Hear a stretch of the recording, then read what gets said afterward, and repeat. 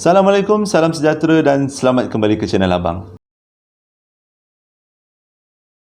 Jadi sebenarnya hari ni Abang nak cerita tentang satu kes pembunuhan. Tapi idea tu terpaksa Abang lupakan buat sementara waktu. Sebab ada kawan Abang minta Abang ceritakan tentang kedai-kedai yang menggunakan pelaris. Jadi hari ni posting Abang adalah berkenaan dengan 5 tanda-tanda kedai yang menggunakan ilmu pelaris. Sebenarnya benda ni sangat bermanfaat untuk kita semua. Sebab Abang rasa memang ada kedai-kedai makan yang menggunakan pelaris untuk memikat hati pelanggan. Tapi ini dikira cara yang salah. Jadi kalau korang nak tahu cerita pada mula sampai habis, tonton video Abang. Ni dah macam trademark kan? Setiap kali video Abang kena cakap. Dan kalau korang berminat, bolehlah subscribe ke channel Abang. Jadi ini menjadi motivasi untuk Abang cerita dekat korang semua benda-benda yang bermanfaat, yang boleh memberi pengajaran kepada kita semua. Sebenarnya ilmu pelaris kedai ni ada banyak, tapi sumbernya hanya satu, iaitu jin. Diorang menggunakan jin untuk menjadikan makanan dia sedap, ataupun kedai dia cantik, ataupun suasana kedai dia aman, ataupun menarik hati orang untuk melihat dan datang dan makan.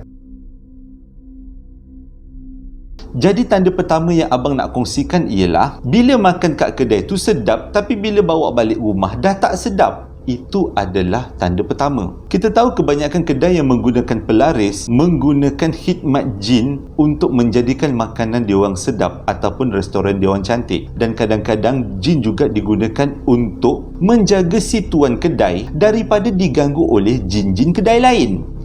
Jadi ada beberapa tugas yang perlu dilakukan oleh jin sebagai jin penjaga kedai makan, macam Misteri Nusantara. Antaranya, jin tu ditugaskan untuk menjampi-jampi makanan tu supaya nampak sedap, enak dimakan, bau yang menyelerakan, membantu menaikkan nafsu pengunjung supaya makan lebih banyak dan menjadikan suasana kedai sangat meriah, cantik, sedap mata memandang dan akan ramai pengunjung datang. Itu adalah tugas-tugas jin yang menjaga kedai makanan. Jadi kesannya kepada orang yang selalu datang ke kedai makan yang mengamalkan ilmu-ilmu hitam ataupun ilmu-ilmu pelaris ni, diorang akan rasa makanan yang diorang makan tu terlalulah sedap.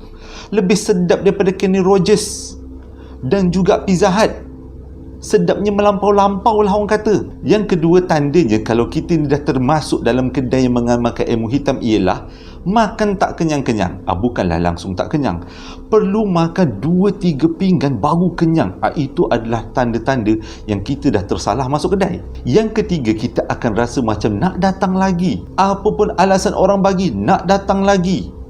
Itu tanda ketiga yang kita dah terkena sihir makanan. Dan yang keempat, kita tak ingat nak cuba kedai lain. Walaupun ada kedai yang kawan kita suggestkan memang lagi bagus, lagi cantik, tapi kita dah tak ingin dah.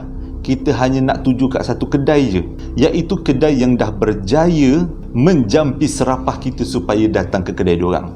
Jadi kalau kita makan dekat kedai yang memang menggunakan pelaris, selalunya makanan tu sangat sedap apabila dimakan di dalam kedai. Tapi lepas dibungkus, dibawa, dimakan keluar, rasanya sangat berbeza, terbalik 360 darjah. Lepas tu kalau kita tengok makanan yang dibungkus dibawa balik tu, selalunya warnanya cair, kuahnya cair, bentuknya dah tak menarik. Dan ada kalanya makanan yang dibungkus dibawa balik mempunyai bau yang hamis dan tak sedap kita nak bau. Itu adalah tanda pertama, iaitu makanan yang dimakan di kedai sangat sedap, tapi bila dibawa balik dia terasa sangat-sangat tak sedap. Tanda kedua, kedai yang mengamalkan ilmu pelaris ni ialah ia mempunyai tempat basuh pinggan yang jauh daripada dewan makan. Ada kalanya tempat basuh pinggan tu dekat bangunan sebelah ataupun dekat belakang blok yang sangat jauh daripada orang. Korang nak tahu kenapa dia letakkan tempat basuh pinggan tu jauh? Sebab dia akan letakkan seekor jin dekat kawasan basuh pinggan tu, dan tugas jin ni adalah menjilat-jilat semua pinggan pelanggan yang telah kotor dan meludah-ludah pinggan tu, supaya untuk orang yang akan datang, mereka akan dapat menjilat ludah-ludah jin ni dan datang semula ke kedai tu. Tapi tak kisahlah kalau korang rela. Ini abang cerita kalau tak rela. Jadi untuk mengelakkan jin ni daripada dilihat sewaktu menjalankan tugas, menjilat-jilat pinggan kotor, tempat basuh pinggan ni mestilah diletakkan jauh daripada dewan makan. Sebab kita tak tahu pengunjung yang datang kat kedai tu. Adakala pengunjung yang datang adalah orang yang dah terbuka hijab, yang boleh nampak jin, ataupun terdiri daripada orang-orang alim yang diberi kelebihan untuk melihat alam gaib. Jadi kalau orang-orang macam ni datang ke kedai dan nampak jin tu tengah menjilat-jilat pinggan di kawasan basuh pinggan, kantoilah tuan kedai yang dia menggunakan ilmu pelaris. Jadi disebabkan itu, tempat basuh pinggan, tempat jin menjalankan tugas untuk menjilat pinggan haruslah diletakkan jauh daripada dewan makan sebagai langkah berjaga-jaga. Itu tanda kedua, iaitu tempat basuh pinggan diletakkan jauh daripada dewan makan. Tanda yang ketiga, kedai makan tu mempunyai satu ruang khas ataupun satu bilik khas yang ditutup dan dikunci. Sebab ada yang cakap bilik yang berkunci itu adalah digunakan untuk pemujaan ataupun meletakkan barang-barang pujaan yang boleh membantu tuan kedai mendapatkan pelanggan yang lebih banyak dan menghasilkan makanan yang lebih sedap. Dan boleh kata jin yang bertugas ditempatkan dalam bilik tersebut untuk melaksanakan aktiviti-aktiviti pemujaan terhadap kedai, pelanggan yang datang dan juga makanan. Selalunya bilik berkunci terletak bersebelahan dapur ataupun bersebelahan bilik air. Jadi kalau korang datang ke restoran, perhati-perhatilah bilik air itu.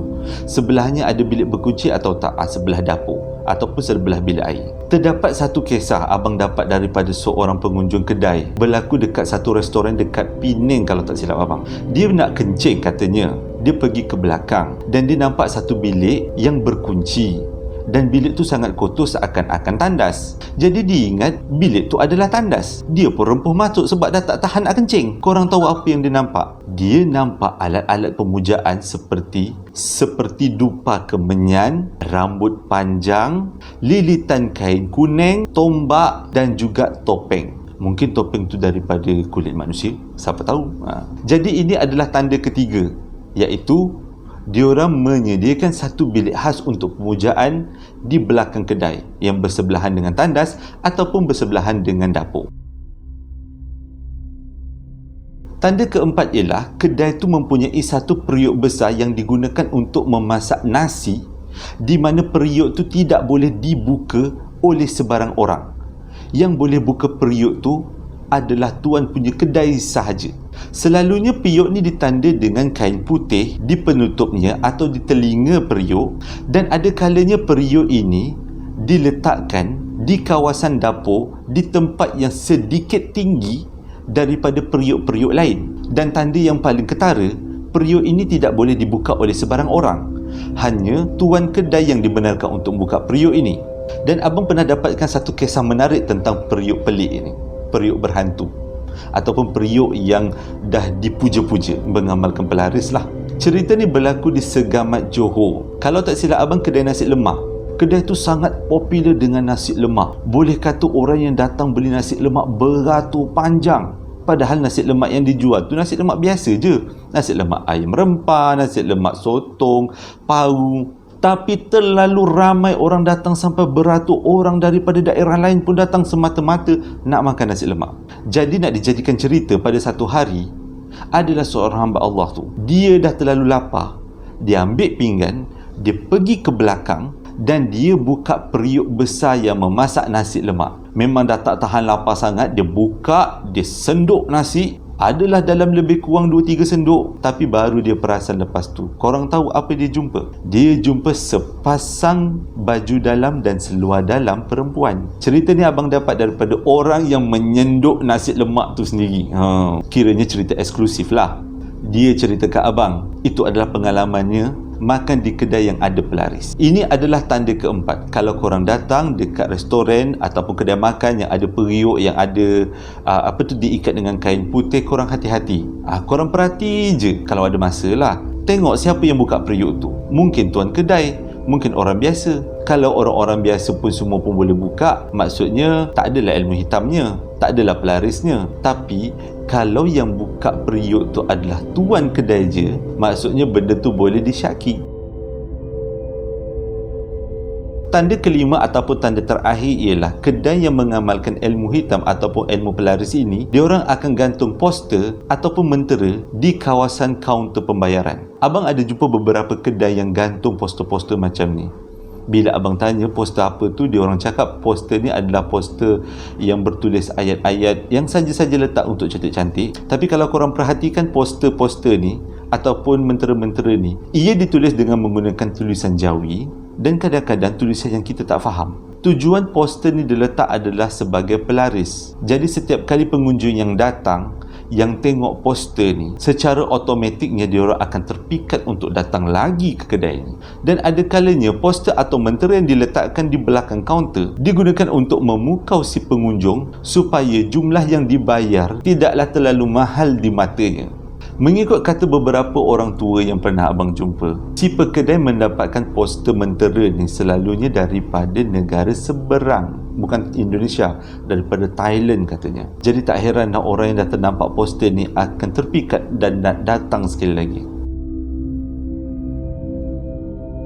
Sebenarnya memang tujuan abang tujuan baik untuk buat posting kali ni, hanya untuk berkongsi ilmu supaya kita semua terhindar daripada perkara-perkara kurafat macam ni. Bila kita makan sesuatu yang syubhah, akan memberi kesan buruk kepada kita sebenarnya. Ada kalanya kita akan mudah sakit, kita akan mudah lupa, fokus kita kepada ibadah, solat dan juga apa-apa amal jariah akan terganggu, senang dipengaruhi, dan ada kalanya kita senang marah. Jadi itu adalah kesan-kesan buruk kalau kita termakan dengan makanan yang kurang baik. Sebenarnya ada beberapa cara yang boleh kita atasi supaya kita tak terjebak makan di kedai-kedai yang mengamalkan ilmu hitam ni. Selain daripada 5 cara yang abang ceritakan tadi, makan tak sedap, tempat bersepingan jauh, periuk besar yang pelik, bilik yang berkunci dan juga mentera yang digantung, kita boleh atasi dengan cara lain, iaitu baca doa makan, baca ayat kursi. Sebab kita tahu jin-jin tak suka dengan ayat kursi, dan jin juga tak suka dengan doa-doa makan yang kita baca.